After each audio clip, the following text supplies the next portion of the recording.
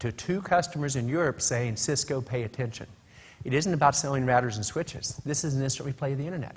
360 protocols, no security. Tailor-made for us. Then what do?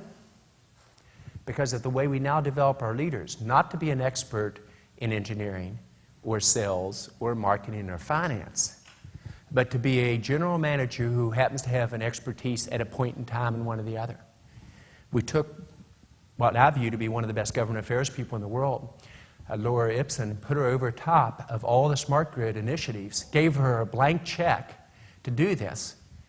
And because she'd worked on these councils and boards for 5 years in different areas for me, she recruited talent like a magnet, took the top person out of Southern Cal Edison on architecture, took the best person out of one of the key consultancies groups.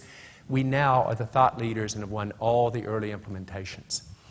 The ability to take what Apple did with an iPad, a tablet if you will, and literally bring it to business with collaboration through a CS. First major one to announce that. Not following what Apple did, we actually started probably a year after they did, but when they announced in the market, it's one designed for business.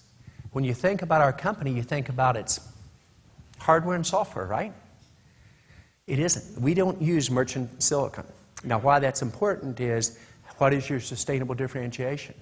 So we devise our own silicon, take Intel's capability, add functionality to it, combine hardware with ASICs, with software, with the network, with the applications.